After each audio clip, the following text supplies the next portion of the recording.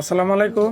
আজকে জানবেন যে নতুন নিয়মে অনলাইন জন্ম নিবন্ধন করতে গেলে কি কি কাগজপত্র প্রয়োজন এবং ওই অনলাইন জন্ম নিবন্ধন করতে গেলে কত টাকা খরচ হবে আপনার সম্পূর্ণ প্রক্রিয়া আজকে এই ভিডিওর মাধ্যমে আমি আপনাদেরকে জানানোর চেষ্টা করব। আমার এই কম্পিউটারের দোকানে প্রতিদিন আপনার 2 থেকে 3টা ওই অনলাইন জন্ম নিবন্ধনের আবেদন আমি করে দিয়ে থাকি।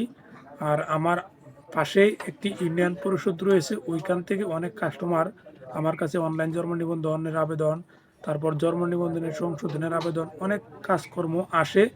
আর ওই অভিজ্ঞতা থেকে আপনাদেরকে আমি এখন জানানোর চেষ্টা করব যে আপনার ওই অনলাইন জন্ম নিবন্ধনটি করতে গেলে আপনার কি কাগজপত্র সাবমিট করতে হবে এবং কত টাকা পর্যন্ত আপনার খরচ হবে।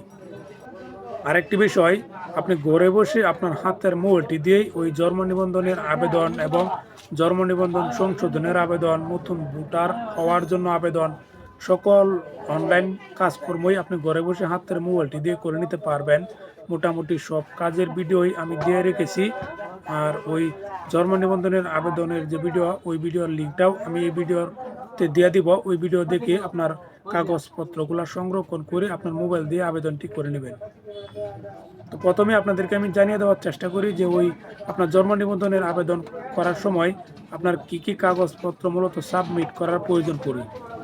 তো একটি নতুন অনলাইন জন্ম নিবন্ধনের আবেদন করার সময় প্রথমে যে পেপারটা আপলোড করার প্রয়োজন পড়ে সেটি হচ্ছে ওই যে বাচ্চার আপনার জন্ম নিবন্ধনটি করতে যাবেন ওই বাচ্চার টিকা কার্ড এবং ওই বাচ্চার পিতামাতার এনআইডি কার্ডের স্ক্যান কপি, এই 2টা পেপার অনলাইনে আপলোড করতে হবে। বর্তমানে আরেকটি গুরুত্বপূর্ণ বিষয় হচ্ছে যে বাচ্চাদের অনলাইন জন্ম নিবন্ধন করতে গেলে পিতামাতার ওই অনলাইন জন্ম নিবন্ধন প্রয়োজন পড়ে। সুতরাং আপনার বাচ্চার যদি অনলাইন জন্ম নিবন্ধন আপনি করতে চান, প্রথমেই আপনার ওই বাচ্চার পিতামাতার এনআইডি কার্ডের দিয়ে ওই নতুন করে অনলাইন জন্ম নিবন্ধন করে নেবেন। আমরা জানি মোটামুটি বয়স যাদের, তাদের ওই আইডি কার্ড থাকার কারণে অনলাইন জন্ম নিবন্ধন প্রয়োজন পড়ে নাই।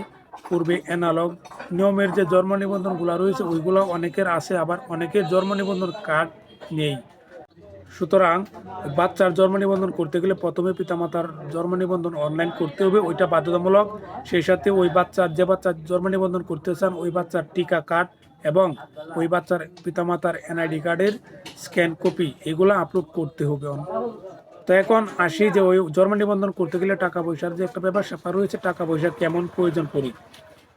তো টাকা পয়সার ব্যাপারটা হচ্ছে যে বাচ্চার জন্ম দিন থেকে 45 দিনের ভিতরে যদি আপনার ওই জন্ম নিবন্ধনটি আপনি করে নিতে পারেন, তাহলে একদম বিনামূল্যেই ওই জন্ম নিবন্ধন কার্ডটি আপনি করে নিতে পারবেন।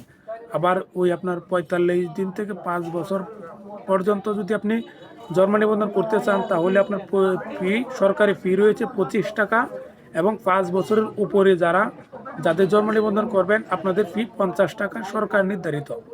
তো এর বাইরে আপনার টাকা খরচ হবে না। এই সরকারি ফি যেটা, এটাই প্রয়োজন করে, বিশেষ করে যদি আপনি নিজের কাজটি নিজে ঘরে বসে করতে পারেন তাহলে এর চেয়ে বেশি টাকা প্রয়োজন পড়ে না। আর আপনি যদি কম্পিউটারের দোকানে গিয়ে ওই অনলাইন জন্ম নিবন্ধনের আবেদনটি করে নেন, তাহলে ওই কম্পিউটারের দোকানদারকে আপনার খরচ হিসাবে কিছু টাকা এক্সট্রা দিতে হবে।